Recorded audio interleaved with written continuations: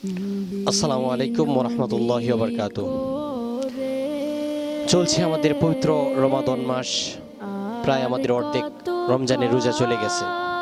আজকে সম্ভবত 18তম রোজা।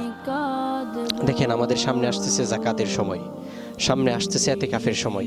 ইনশাআল্লাহ এই যাকাত নিয়ে আমি অল্প কয়েকটি কথা বলার চেষ্টা করব। তাওফীক ইল্লা বিল্লাহ।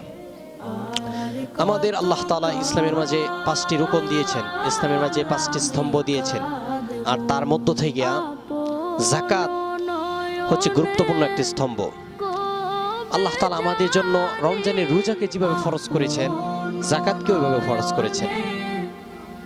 যাকাতকে ওইভাবে ফরজ করেছেন, নামাজকে যেভাবে ফরজ করেছেন, যাকাতকে ওইভাবে ফরজ করেছেন।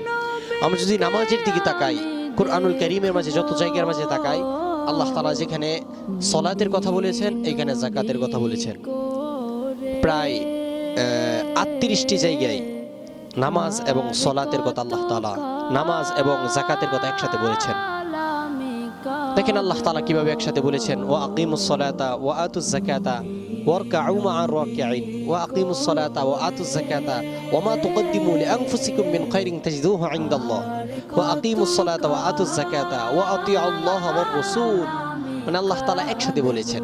বুঝতে পেরেছেন? তাহলে যাকাত হচ্ছে আমাদের একটি গুরুত্বপূর্ণ একটি স্তম্ভ। ইসলামের গুরুত্বপূর্ণ একটি স্তম্ভ হচ্ছে যাকাত। আর আমাদের মুসলমানের প্রত্যেকটা মুসলমানের দায়িত্ব, যাদের সামর্থ্য রয়েছে তাদের যাকাত আদায় করা, তাদের যাকাত দেওয়া।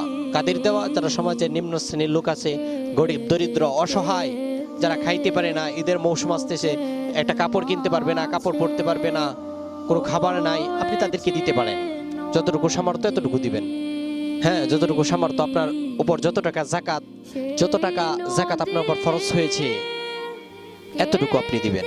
আজকে দেখা যায় যে যদি একটা মানুষের উপর 10,000 টাকা যাকাত ফরজ হয়, 10,000 টাকা যদি ফরজ হয়, সে সমাজের গরিব দরিদ্র সব থেকে নিম্ন শ্রেণীর একটা মানুষ, এই মানুষটাকে ছোট্ট একটা কাপড় হাদিয়া দিয়ে দেয়, ছোট্ট একটা কাপড় দিয়ে দেয়, যেই কাপড়টা ওই গরিব মানুষটা 1 মাস পরতে পারে না। 2-3 বার ধোয়ার পর এই কাপড়টা একবার রং ঝরে যায়। যদি লুঙ্গি দেয়, লুঙ্গির ক্ষেত্রেও একই অবস্থা। লুঙ্গির ক্ষেত্রে দিলে যদি 1-2 বার ধোয়, তাহলে সকল রং উঠে যায়, যত সুতাগুলি আছে আর এই সুতাগুলি ছুটে যায়। তাহলে দেখেন, তাহলে আমরা কেমন মুসলমান হইলাম? আমাদের উপর আল্লাহ তাআলা যেটা ফরজ করেছেন আমরা এটা দিতেছি না। আল্লাহ তাআলা কুরআনুল কারীমের মাঝে বলেন, ওয়ালা ইয়াহসাবান্নাল্লাযীনা ইয়াবখুলুনা বিমা আতাহুমুল্লাহু মিন ফাদলিহি, বিমা আতাহুমুল্লাহু মিন ফাদলি। আল্লাহ তাআলা ওয়ালা ইয়াহসাবান্নাল্লাযীনা ইয়াবখুলুনা বিমা আতাহুমুল্লাহু মিন ফাদলি হুয়া খায়রুল লাহুম বাল হুয়া শাররুল লাহুম সায়ুতাওয়াকুনা মা বাখিলু বিহি ইয়াওমাল কিয়ামা। আল্লাহ বলতেছেন, আমি যাদেরকে সামর্থ্য দিয়েছি যাকাত দেওয়ার জন্য, এবং তারা এই যাকাত নিয়ে এই যাকাতের হক তারা আদায় করে না, এটাকে নিয়ে তারা কৃপণতা করে, তারা যেটাকে নিয়ে কৃপণতা করতেছে, আর এই সম্পদটাই হচ্ছে আমি আল্লাহ তাআলার কাছে সবথেকে নিকৃষ্টতম সম্পদ। আল্লাহর কাছে এটা হচ্ছে সবথেকে নিকৃষ্টতম সম্পদ।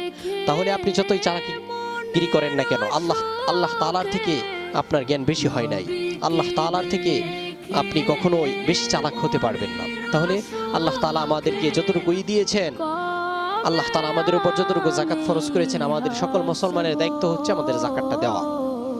যাকাত দিলে কি হয়? আল্লাহ কুরআনের মাঝে বলেছেন, খুয মিন আমওয়ালিহিম সাদাকাতান তুতাহহিরুহুম ওয়া তুযাক্কিহিম বিহা ওয়া সাল্লি আলাইহিম ইন্না সালাতাকা সাকানুল লাহুম ওয়াল্লাহু সামিউন আলিম।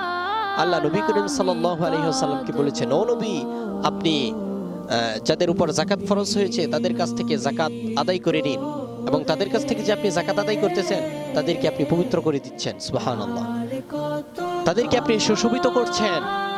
তারপর আপনি যদি যাকাত দেন, তারপর যখন দোয়া করবেন, দোয়া করার সাথে সাথে আল্লাহ কবুল করে নেবে। নামাজ পড়বেন, নামাজ পড়ার সাথে সাথে আপনি